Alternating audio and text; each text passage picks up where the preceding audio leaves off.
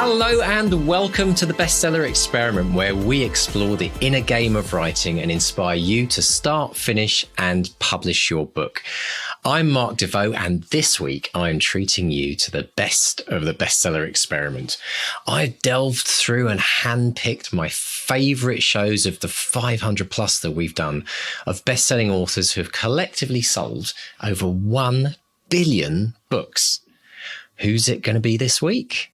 This is Mark Stay here, and I'm delighted to be speaking to the wonderful Michelle Paver, whose books I've been selling for more years than I care to remember, and whose latest book, Thin Air, a chilling story set in the Himalayas in the 1930s, is on us now and is giving me nightmares. So thank you very much for that, Michelle. Welcome. How are you today? Oh, thanks very much, Mark. And I'm delighted that I've given you nightmares. That was what I wanted to do. I'm fine, thanks. Great to be here. Well, that's the thing. I mean, I read Dark Matter, which was your previous book, which again had that M.R. James ghost story vibe to it. And it's fair to say this is even more scary. One of the reasons is because it's halfway up a mountain in the middle of the Himalayas. Tell us what the book is about. Well, it's as you say, it's up a mountain in the Himalayas. It's 1935, so twilight of the empire, golden age of mountaineering. Think Mallory and Irvine, pit helmets, columns of native porters, as they called them in those days. And my hero Stephen, he's a doctor on an expedition with four other Brits, and they're following in the footsteps of an earlier expedition that ended in tragedy, and they're out to climb Kanchenjunga, third highest mountain in the world, biggest killer of them all. And Stephen is desperate to reach the top, but along the climb he ends up on his own with a ghost. And they really did go up there just in pith helmets, didn't they? There was none of the oxygen or any of the preparation. Or flying helmets, maybe, sheepskin, or cricket sweaters. I mean, they did tend to do that. They did have oxygen canisters, but it was very much a hotly debated thing. Would you actually use them, or was it sort of not quite fair play to use those sort of climbing aids? It was seen as cheating. Exactly. Or, in our case, on my expedition that I designed, it's sort of, they think, well, we'll have it for a bracer if we really need it, but, keep it in the background. Now, you're a rational person. You're not subject to flights of woo-woo or fancy or whatever. And as is our narrator, he's seems a very rational person. He's a doctor, scientist. Exactly, a scientist. So why ghost stories? Why do you explore? And certainly you had elements of this in the Chronicles of Ancient Darkness books as well. You had elements of magic. And stuff. Myth, magic, folklore. I mean, that's what I love to write about. Now, when you're writing ghost stories, what's the key to giving someone the chills, giving the reader the chills? Because not wanting to spoil anything in Dark Matter, but there was a moment in that there was just a post had moved. There was that moment. Yes. And I'm just thinking, look at my arms, my hairs are standing on end. Now, yes, they really are. What's the secret to giving the reader the chills, do you think? Well, this is going to sound quite sort of forensic, and in fact, I think it is, but when I reread M.R. James, you're quite right to sort of touch on that. And he himself studied ghost stories, the existing ghost stories of the time, Sheridan, Lavagnu, those sort of people, to see how it was done. So I studied M.R. James. Excellent. And I think it's not just one key. I think there are several keys, and you've got to get them all in perfect balance. I think one of the things is you need to have a very realistic setting. Atmospheric, obviously. It could be unusual, it could be not so unusual, very prosaic, but it's got to feel real. You've got to make the reader believe in the setting so that then they'll believe in the haunting. Your ghost, I think, has to have an intention. It has to want or intend something. Personally, I think they should be malevolent, but that's just a personal preference.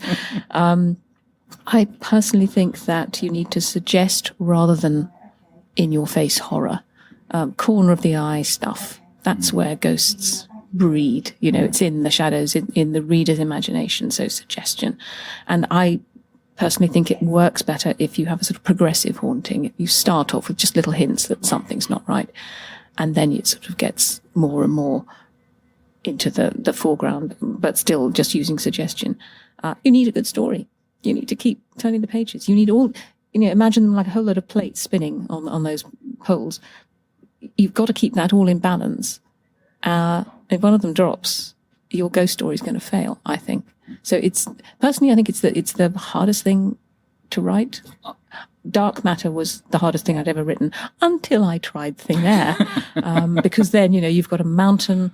I've got to make it very easy to understand that the mountain's topography, because personally, I can't understand descriptions of mountains in books very easily. I just glaze over. And the setting is vital, isn't it?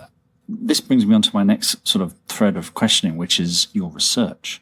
Because I don't know if you know, there is this thing called Google where you can look things up online, but that's not good enough for you, is it, Michelle? You've run with the wolves, swum with orca killer whales. You've put yourself at considerable risk for these books. So tell us about the research you did for this. Well, I don't try to put myself in danger. That's the first thing. And I confess I'm not a mountaineer. So I did not climb Kanchenjunga. It's only a few hundred feet lower than Everest. But yes, and obviously a lot of the research is sort of library based. I confess. Yeah, I have heard of Google, but I don't use the internet. It just doesn't help me, except maybe to sort of check out travel arrangements and things like that through my agent. But what I did with Thin Air was I wrote pretty much the first draft, but then I felt I really had to go there. I have been up mountains before, but I couldn't use those. I needed to go to the Himalayas. I needed to walk through the foothills, hike through the foothills.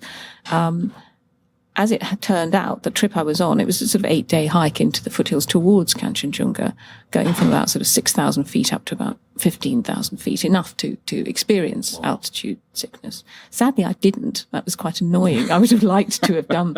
But, there's nothing like experiencing a steamy malarial jungle or a swaying suspension bridge, or a yak, who's just lost his horn, or a blizzard sent by Kanchenjunga, and you're in this sort of icy tent on your own. You can hear your breath. It's dark. You don't know what's on the other side of the canvas. That's what brought it alive. And one can just tell the writing, when I rewrote it after the trip, was completely different from the version I'd written before. It gave me ideas. It's not just about getting facts right. It gave me ideas, and it brought the thing alive. It's interesting you said that you went there after you'd written your first draft. And I heard Ian Rankin speak earlier in the year, and he gave a little tip about research, was that he does research after he's done his first draft, because then he knows what he has to research, because otherwise you get bogged down in research, and maybe... That's really interesting. I got huge respect for Ian, and I love his book. So I'm just wondering whether I should try that. You see, I can't do it as cleanly as that. I find I have to do some research, so I know, what I'm going to, because it gives me ideas for the story. I mean, I had to do some research to choose my mountain. Was it going to be in the Andes or the Himalayas? Yeah. Which mountain? Yeah. And then reading about the old climbs on Kanchenjunga gave me ideas, So I had to do some. I agree with Ian entirely that, it's really difficult, because then, you end up with masses of stuff, and how do you make a choice? And that is always difficult. But yes, definitely, while you're writing, go and do the main research, because that's when, you really know what you zero in on. Otherwise you waste a lot of time. If one was to visit your website, they'll see pictures of you eating whale meat and such. What is it you expect to get from research? What are the things that surprise you with research as well? Well, I hope to get surprises.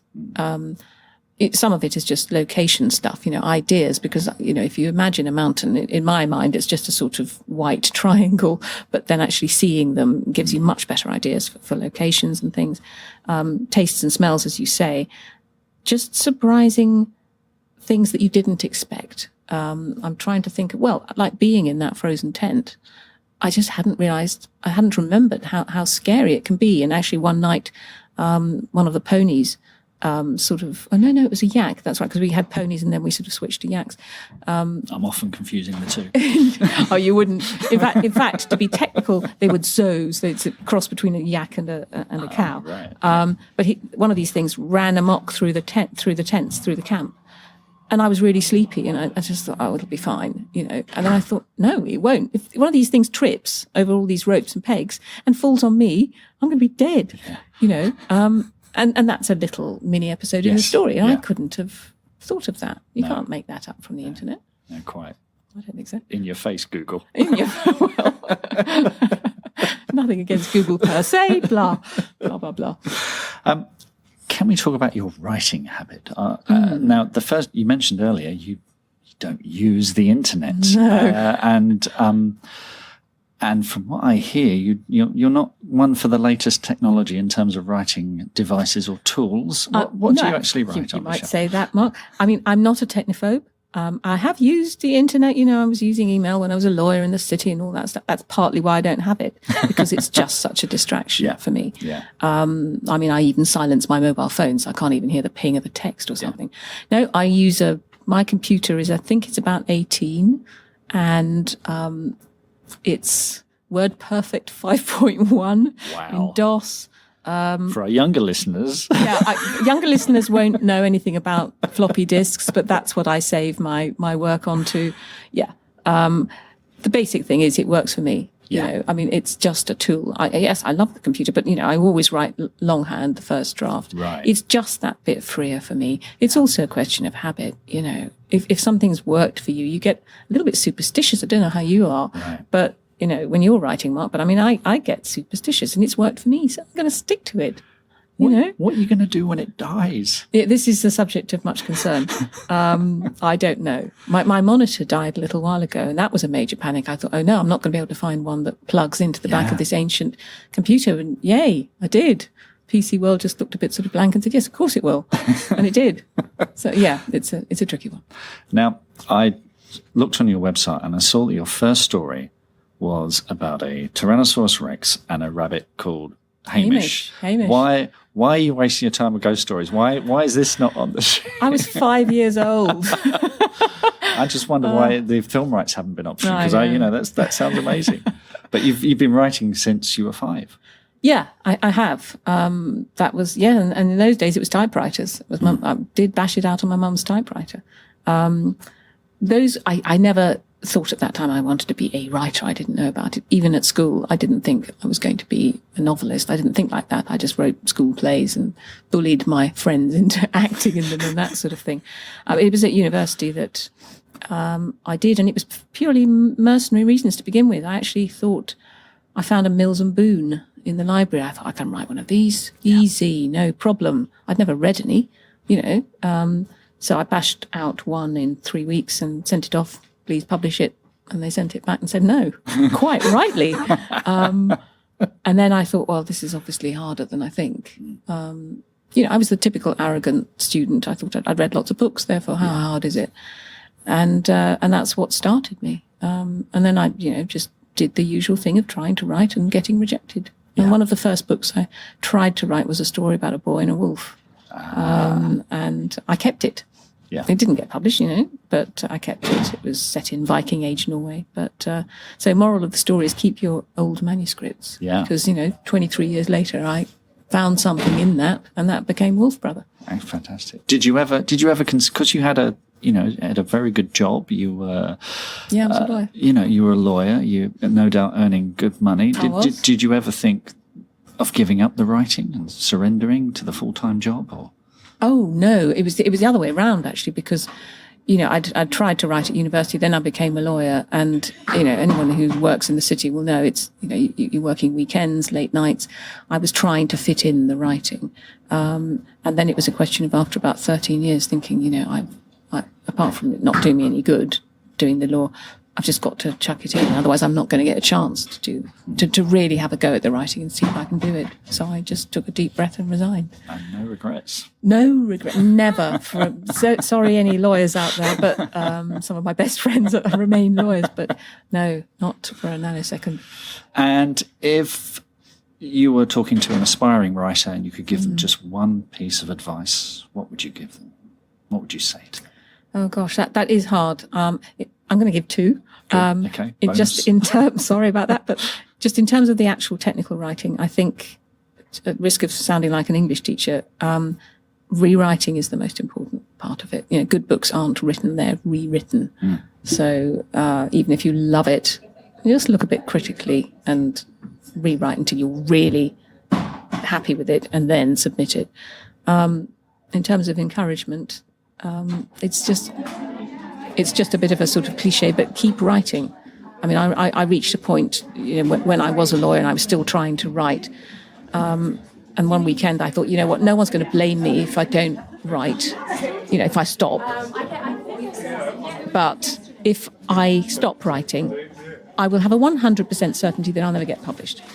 If I keep writing, I've got a tiny, tiny percentage chance of getting published. Does it matter enough to devote all my spare time? And yes, of course it did. The thought of having 100% certainty of not getting published was just too ghastly to contemplate. So if you keep writing, you give yourself a chance. I'm glad we kept going through that horde of people passing us just then. Keep writing, resilience, despite hordes of people. And what's next from you, Michelle? Well, what's next is something I'm really keen on. It's quite a long project, and I'm not going to tell you a thing about it, I'm afraid, Mark. No, I'm sorry to sound precious. It's not just that, I just don't want to, but it's also that I'm, again, as I said, superstitious, and I find that I'm a better writer than I am a talker. And if I were to tell you or try to tell you what I'm going to write about, I think I'd be boring. I would notice when your eyes glaze over and you're trying to look interested, and I might lose faith in what I'm writing. I kind of understand where you're coming from, because sometimes when you've got an idea for a project, you don't want to tell people about it too soon, because the energy you're expending in telling them that is probably better spent on the page. It's better spent on the page, and unless you're very polished and you've sort of worked out a pitch, which is different, you're going to say, and it's got this and it's got that. They're not going to have enough to get enthused. They can't see inside your head. They will glaze over. Even the best of friends can't sort of hide it. You will see that. And it's just not going to help anyone. No, it's not going to help the friendship either. The other thing I've found is if you pitch it too early as well, you don't know how it all works yet. Yes. So you get to the middle bit and you go, and then what happens? Yeah. Oh, I don't know. Exactly. And then you start trying to fix story problems on the hop, and it just doesn't you can't do it. And the person, if they're an editor or a publisher or whatever, they will ask you good questions, and you don't know the answer. It doesn't matter if you don't know the answer; it's still in your head. So yes, the long, involved way of explaining why I'm not going to tell you. That's fine. No, that's really good advice. That's really good advice. Well, I know that whatever it is, it's going to be amazing, and we're all really looking forward to it. So thank you very much for your time today, Michelle. And you're off to sign about 100 million books now, aren't you? I'm not. Oh, just a few. There's just a few piles, but as long as someone passes them to me and takes them away, I'll just keep going all day. Doesn't matter. Thank you so much. Great pleasure. What are your writing dreams? Finishing that book? Quitting the day job? Becoming a best-selling author? Since 2016, we've interviewed and studied the advice of over 500 best-selling authors who've collectively sold over 1 billion books. And in the Bestseller Academy, we've incorporated powerful and proven strategies for success, inspiring fiction and non-fiction authors just like you to reach new heights and write their best book ever. Ready to take your writing to the next level with accountability, craft, coaching, and the most inspiring and exclusive community of like-minded writers? Well, your bestseller dreams are just a click away. Join us today at bestsellerexperiment.com/academy. That's bestsellerexperiment.com/academy.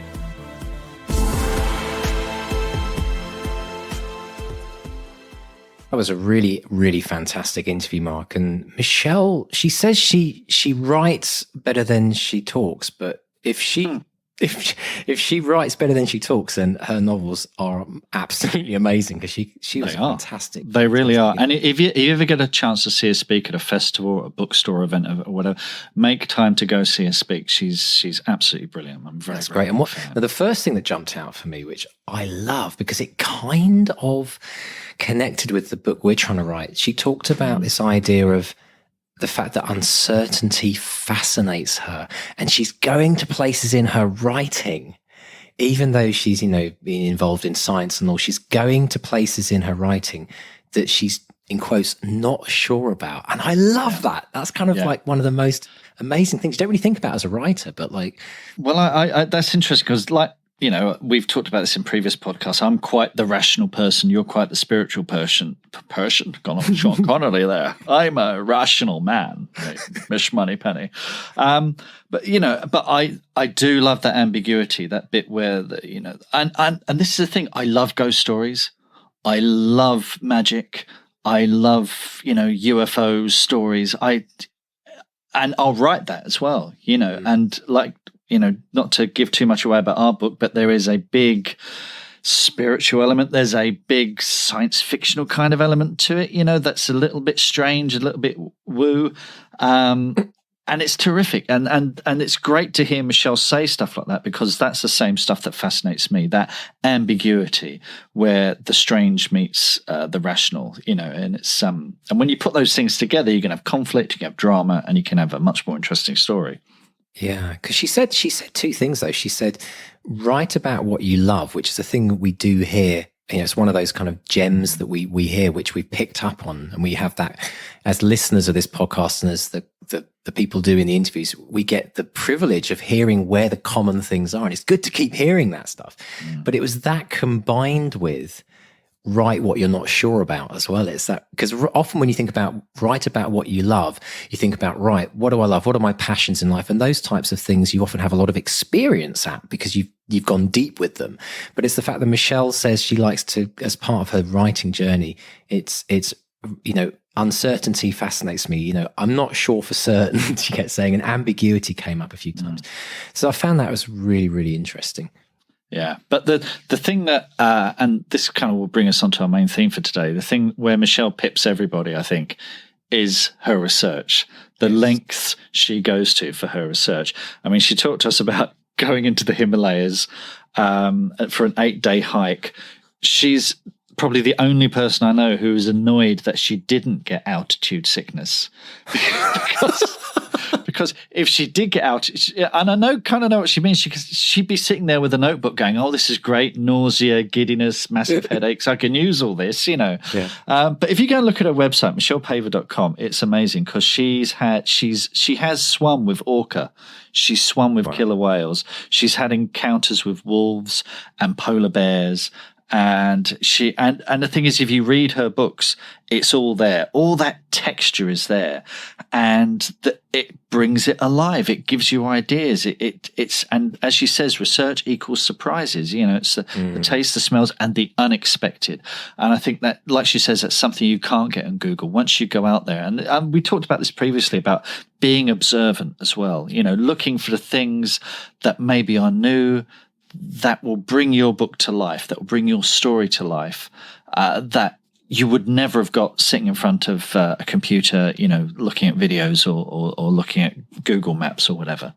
Yeah, what brought out for me was this sense of being an experiential author. So it's not just an author who goes into the fantasy of their own imagination, but it's actually an author who he partly uses as an excuse to go and have an adventure. I mean, when I was listening to that, I thought, wow, that's something to strive for. If you could make your travels in life part of your author experience, and you're successful at writing, people want to buy your book so you can afford to go and do those incredible things as well.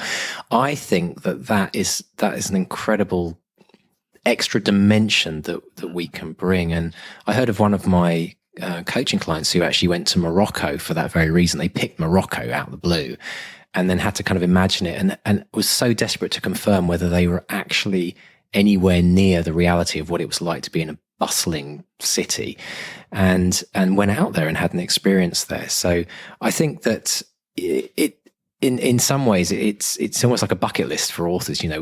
It's not just about sitting in your little box tapping away on the keyboard. It's how could you maybe make that part of your dream as an author? Where do you want to go? What do you want to experience? So you can then write about it. Yeah, and it's not about traveling. We can't all travel to the Himalayas. I mean, it's just, as much as we might all love to, some of us just can't afford it, or we might not be physically able to make that journey. Sure. But I think that thing of being observant, whatever journeys you do make, even in your own environment, so many crime authors are fixed to certain cities.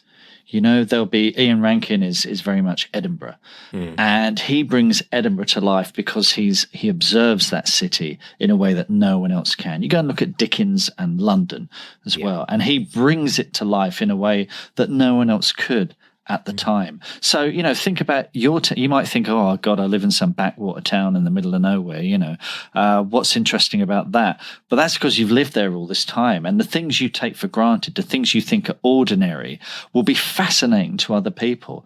I think this is why, certainly in the UK, we watch films. I grew up watching all these films about suburban America, these Amblin Spielberg films. And that seemed like a dream world to me, where kids are riding their BMXs in these wide streets. It just seemed fascinating to me. Likewise, I think, Americans are fascinated by that Downton Abbey Britain, yes. Completely. Which, we're tripping over castles all the time here in Britain, but, well, I'm a member of the National Trust, and, all through the year, the family would jump in the car and go to a stately home and wander around it, in a way that maybe you can't in America. So, well, and I moved from Cambridge. I mean, before we moved to the west coast city. of Canada, I mean, talk about extremes. We would go shopping, be out looking for Christmas presents, and in the backdrop would be King's College, which is, if you haven't seen it, it's just, it is like something out of Harry Potter. They could have filmed Harry Potter there. And now I live in North America, and I suddenly realized, weirdly enough, whilst we're having this conversation, our book is actually based in both those locations in the UK and North America. So we're kind of doing that. But having lived out in the west coast of Canada now for 5 years, and having lived in the UK for the rest of my life, I've had this really interesting perspective that I would never have seen if had I just traveling here. There's something about living somewhere. So sometimes the experience can go beyond, an adventure or a couple of weeks, because we know that having a holiday somewhere is a very different experience to, actually living somewhere and learning about the culture and finding out the funny things about people that you would never know when you're on holiday. And so it's kind of funny that we've naturally veered towards setting our book in both those locations. And that's probably because we're naturally drawing from the knowledge we have of those cultures and countries. Absolutely. And the North American location in our story, I was there last year. You were, weren't you? Yeah. And very deliberately thinking, I'm taking notes. I'm breathing this in. I'm using all of this. And there are places I've been out there where when I was there, I thought I have to use it. I don't know what I'm going to use it in, but I have to use this. And so when our story came along, it's like, it's just ideal, absolutely perfect. Yeah. So if people, we're not going to tell you where it's located in North America, but if you can guess, come to Twitter or Facebook, and we want to hear where you think it might be. We might have given away too much already. But the other thing about research, keeping on that theme, that I found really, this jumped out for me hugely, was when Michelle talked about studying. She didn't talk about reading. She talked about studying M.R. James. And I found that really interesting because, again, I can't often go back to music. I've studied a lot of music. I've studied pop songs. I've studied Queen's Bohemian Rhapsody. I've studied everything that I could get my hands on, because I find when you go at it as a student to learn more than just what's on the page, but what's underneath, what's hiding, what structurally is there that you have to pull out. And obviously I think this is a big part of being an amazing writer, is studying your icons, if you like, your book mentor authors. And did that jump out for you as well? Have you heard that a lot of authors do that, Mark? Yeah, I think they do. And I know a lot of screenwriters do it particularly. I know John and I were working on a kind of a James Bond style script a few years ago, and we sat down and watched a few of our favorite Bond movies and wrote down copious notes talking about what we liked, what worked, what didn't, the structure to them, the things, the familiar kind of tropes. And that really informed the draft that we wrote. And like I was with Michelle, I mean, what Michelle has given us here and our listeners here are the essential ingredients for a really great ghost story, and she's gone to possibly the greatest ghost story writer ever, M.R. James, who, if you've not read any M.R. James, I mean, well, one, don't read it alone at night because you won't be getting any sleep. I mean, and Michelle's stories are very much in that same mood, in that they are in a realistic setting. They're incredibly chilling, and just the slightest thing will make their hairs stand up all over. It's and it is really hard to do. It's the easiest thing in the world to maybe write a slasher and have lots of blood and gore and disgusting things, but to make something that makes people feel genuinely uneasy, there are very few authors who can do that, and Michelle's one of them. Yeah, and she talked about, it's almost like writing in the shadows, this idea of suspense, and this idea that, what was the idea? She said a haunting that kind of slowly, a progressive haunting. Yeah. It's great. But then if you think about the best ghost stories, that's how it starts, isn't it? Something moves, a door opens. Yes. Or something in a room keeps moving and you keep putting it back. When you come in, it's moved again. Yeah, and then it's funny. And then you start, you start. I mean, with The Woman in Black as well, by Susan Hill. Really, classic. And that starts with little things that build and build and build to the point where you have a malevolent spirit, scaring the willies out of you again. So I'm very easily scared. My wife finds it pathetic when we watch a ghost story, because I will be squealing like a child, and she'll be going, "It's just a film," But you're so invested, aren't you? Right? I really am. Oh, I remember with our first child, she was about 8.5 months pregnant, and we were going to go and see The Sixth Sense, and I was like, I don't want this, scaring you to the point where you might have to rush you to the hospital to have the baby. And she's like, no chance of that. But if I had been pregnant, I'd have given birth there and then, ah! That would have been scarier than the film, believe me. Sorry to put that image in your head. Yeah, oh dear. Placenta all over the cinema floor. That's just mixed with popcorn. That's not good. That's not a good image once unseen. But it is brilliant. And it's kind of interesting, because when we think about how we, as children, how we're scared and how we scare kids, I love to kind of like creep up on my kids and jump out at them, but it is always the kind of, and it's the jumping out and the sudden shock moment, which is the complete reverse of the suspenseful build. And it makes me wonder, taking that concept of a ghost story, if you could take that concept of that progressive build and use it in any story to kind of like almost reveal, in some ways it's like revealing, bits and pieces of the plot until you finally get the big reveal, which is when you maybe see the poltergeist or you see whatever it is. We should maybe think about that in our book, about how we can drip feed, if you like, the horror of our writing to our readers. Yes. Reading it. Oh, this is bad. Oh, this is really bad. Oh, this is really bad.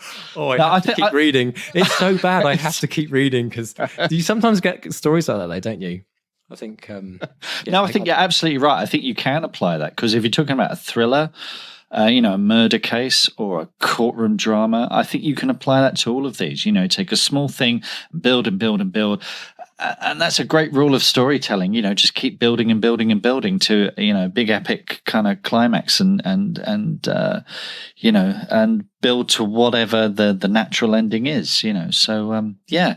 There's the other image I had in my head when Michelle was talking about the story about the rampant yak going through their camp at night. I just had this image of her being like, pulled by this yak down the mountain in this body bag, which used to be the tent. It's like, talk about extremes that you go to for research. Yeah, but that's again, brilliant. The stuff, if you read Thin Air, some of the scariest stuff is just the noises on canvas or noises on the other side of canvas, Simple stuff that's really chilling. It made me think of a camping trip when I was very young, which I still remember very vividly now, where we were in a field and some cows came into the same field as us, as our tent. And I saw this enormous shadow through the canvas of a cow, and it's these experiences that you have in life, use them. Take them and use them and adapt them, So the cow could be a dinosaur in a fantastic story or whatever, Take that tension, ramp it up to 11, and then see where you can go with it. That's fantastic. It reminds me actually of a time when I was backpacking around the world. I was in Australia, and we went out on a boat for 7 days to learn to scuba dive. Wow. And as we progressed through the kind of to advanced diving, one night our instructor said, "Right, get your suits on." And we were completely shattered. She said, "Get your suits on. We're going out for a dive." And we said, "But it's 10 o'clock at night." She said, "Yeah, night dive." And I was like, oh, and the thing is, we're in the Great Barrier Reef. So we've been down there in the day and we've seen sharks, there were jellyfish and sharks and enormous. And so I was on the boat with this guy who was like this butch South African guy who was like, built like he almost beaten Arnie in the World's Strongest Man. And she gave us this torch, and then we had to jump off the edge of the boat. And basically she said, it's a bit like having an infinite lightsaber. Because all you can see when you're down there, when it's pitch black, is this thin band of light. That's, like when you point a torch up at the sky, yes. Yeah. And so what was happening is we were swimming around, and like every so often something would swim right in front of us, and it'd be huge, and we wouldn't know what it was. And it was the most scary, but most incredibly, most alive I think I've ever felt. But then my buddy, my diving partner, completely freaked out. He literally, the darkness freaked him out. And she said to us, the instructor said, "Look, whatever you do, what's down there during the day is the same stuff. It's just you can't see it." And it was almost like having that thin crack of light, and also the fact that you can't really see much out of your goggles as well, because you've got a very limited view. So it's this idea of keeping the suspense by maybe just showing a crack of light and then letting things pass by in front of it. But also, if you're a writer, you have to go and live life a bit, you have to do things that are out of your comfort zone. You have to encounter things that might scare you a bit. This isn't on the same level at all. But I remember I forget what it was for, but I had to write something where someone was alone in a dark wood. So I went up to Box Hill in Surrey. Oh, yeah, I know Box Hill. In the middle of the night, and just wandered around in complete darkness and shut everything off and just sat there for a while, soaking it in. The noises, just noises little things like that. People in the bushes. I don't know what you did at Box Hill, but no, nothing at all. But it's interest. It is interesting. I actually think you're right. You have to get out and live a bit. I think actually people sometimes become writers because of the experiences they've had. Oh yeah, definitely. That's why publishers chase people like Bear Grylls to write novels, right. Because he has that kind of experience and he can write about it from that point of view. So yeah, get out there, get off your bum, get off your fearful butt, and live life a bit, in Box and then Hill. But again, even if you don't go out of your way, take those experiences. Every experience is research, I think, and carry a notebook with you or jot it down on your smartphone, just the little things that occur to you, little peculiarities, and you never know when they're going to come in handy.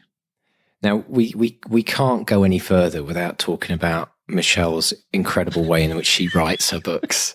That was brilliant. Word Perfect 5. Yeah, 20-year-old computer. People at Scrivener, close your ears now. Yes. You're going to...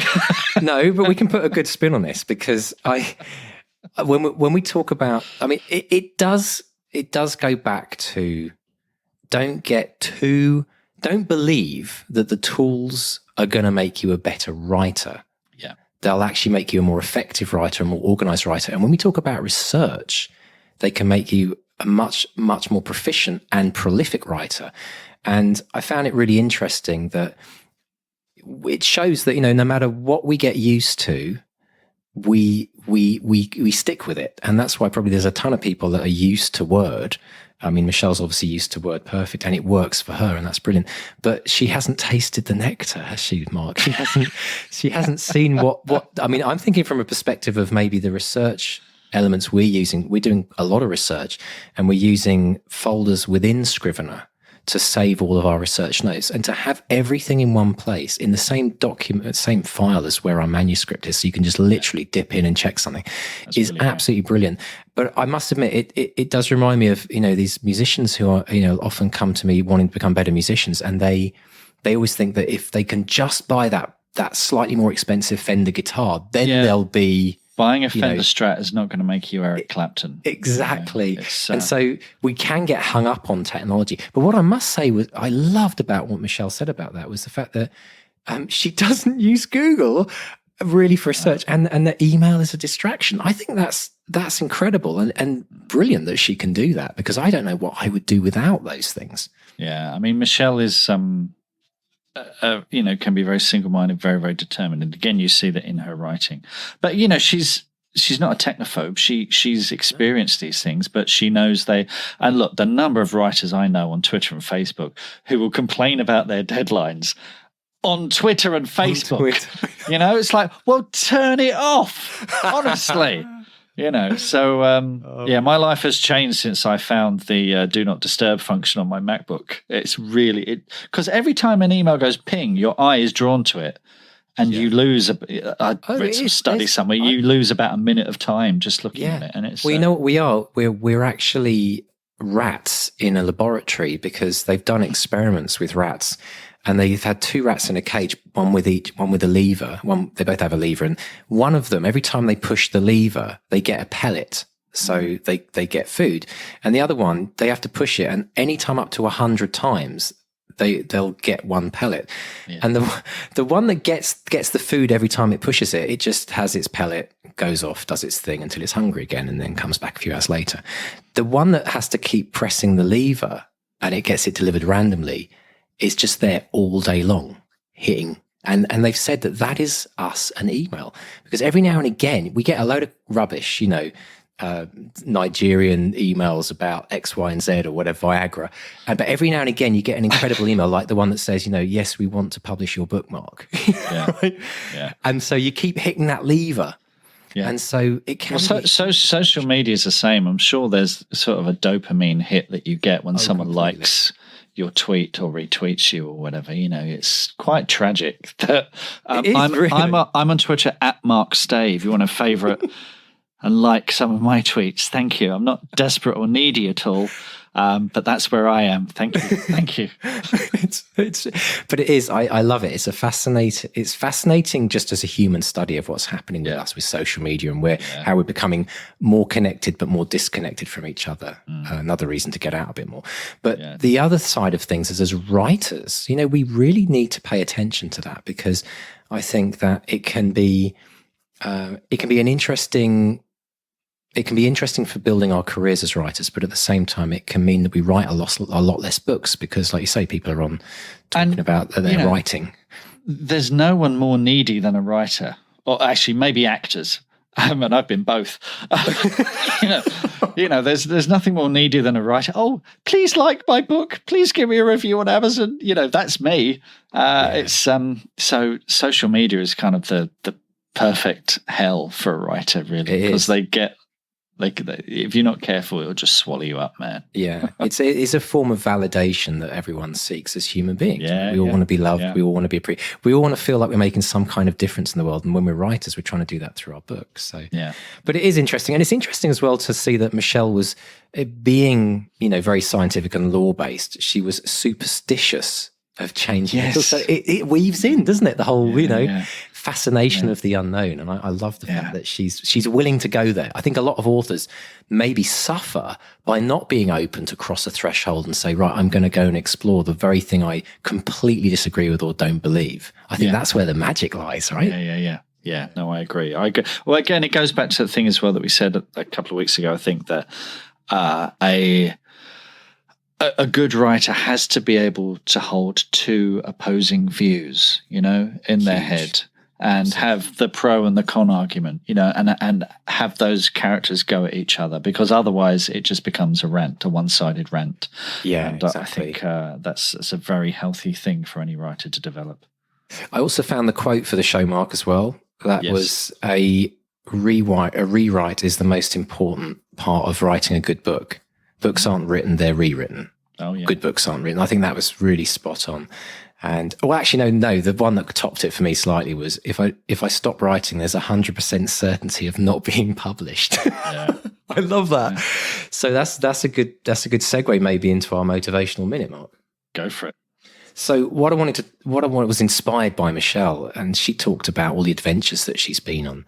And so any point in our life, we typically think about this towards the end of the year, which is when we're kind of looking back and thinking, oh my gosh, where did the last 12 months go? And all the stuff I was planning to do, which I didn't even get to think about.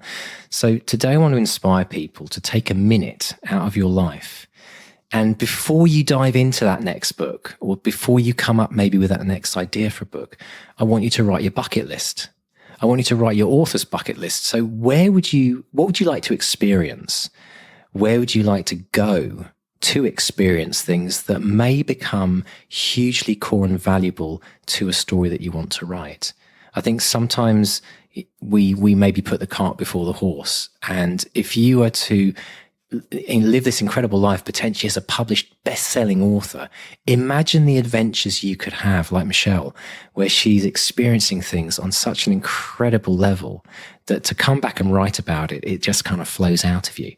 But to do that, we have to have a bucket list. People, we talk about this, people talk about what would I do if I won the lottery, etc. But if you actually sit down and write down goals, they say that is one of the top 3 things that super successful CEOs and other people they've researched. It's one of the things they do every year is they write down their yearly goals.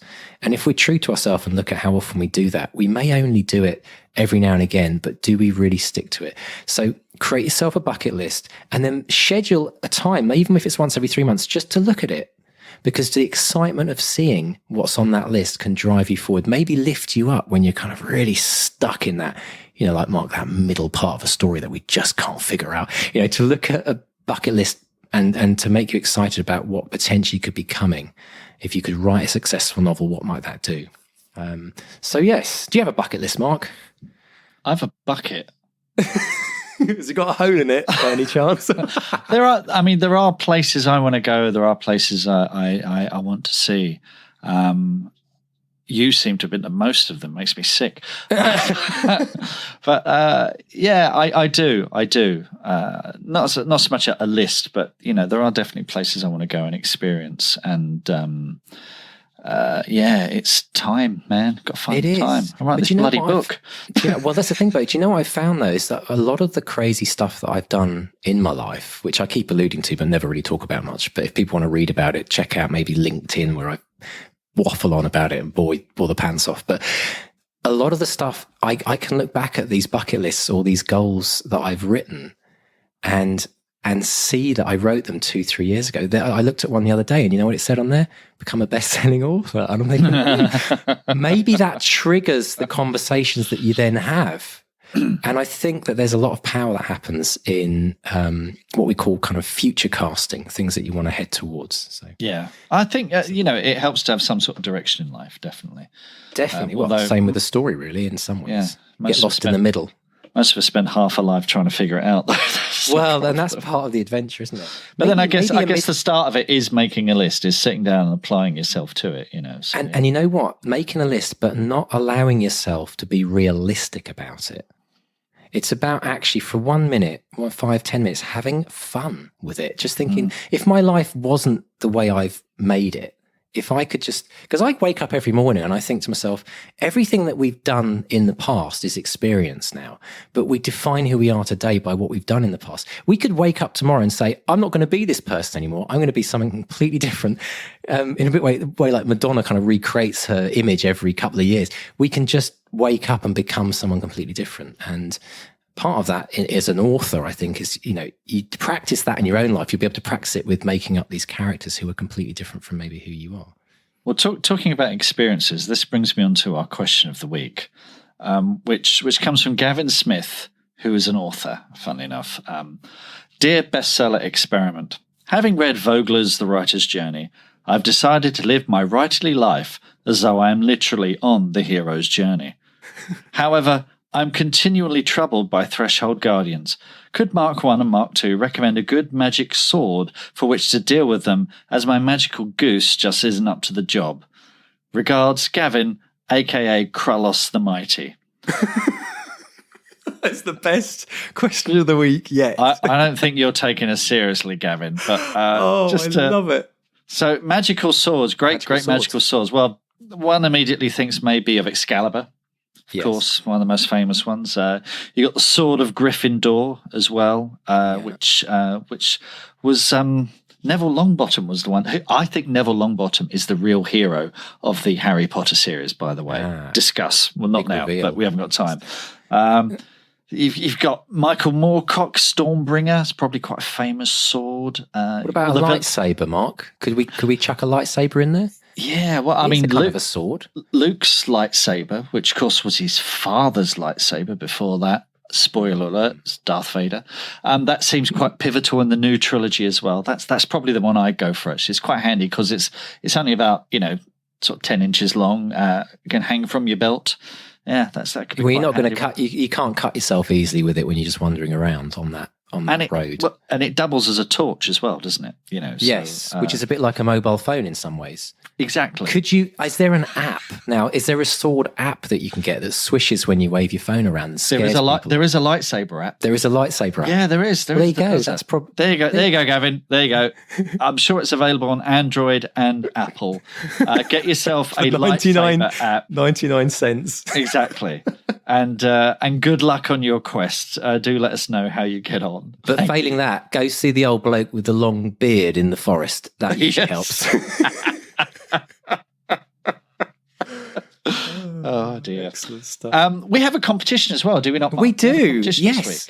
We have a signed, I believe, hardback copy of Michelle's new book. Is that correct, Mark? Copy of Thin Air, which is a beautiful book, very beautiful book, which she signed for us for a competition winner. So come visit us at bestsellerexperiment.com and you'll see a little tab there called Win. And if you click on that, you'll see other competitions, which may or may not still be live, depending on when you're listening to this. It's a signed book by Michael Connolly, signed book by Maria Semple, signed Underpants from Bryan Cranston, and now Michelle Paver's signed copy of Thin Air. So drop along there, enter, and good luck. And just a good opportunity to remind you can get all of the notes from this show in our Vault of Gold download. We create pages on our website for every single guest that comes to us.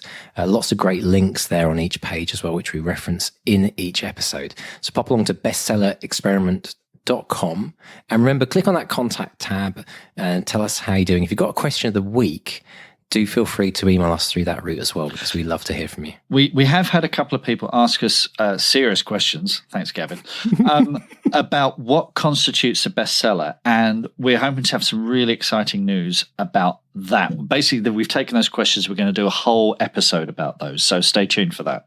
Yeah, and just warn you that if you do ask a question, it can end up as an entire episode. So, be careful what you ask. Yeah, only the best questions. Absolutely. And don't forget to visit us at Bestseller XP on Twitter, Bestseller Experiment on Facebook. We're also on Instagram and Pinterest. Yes, and you can follow us on Twitter too. I'm at Mark Stay, and Mr. DeVoe here is at 4000 Saturdays. Excellent stuff. Well, listen, it's been absolutely wonderful again spending this time with you. Thank you so much for being with us on this journey, and we hope that you are continually inspired, as we're hearing from others, to dust off that book. As Michelle said, dust off that manuscript. You never quite know what you might pull out of it. It might be the beginnings of your amazing bestseller career as an author. So thank you again, everyone. And Mark, it's been a pleasure as always. Always, yes. As always, yes.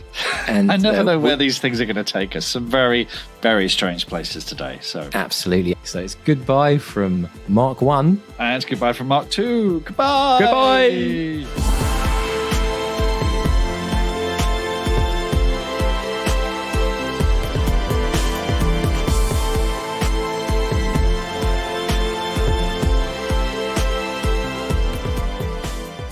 Are you ready to transform your writing and your life?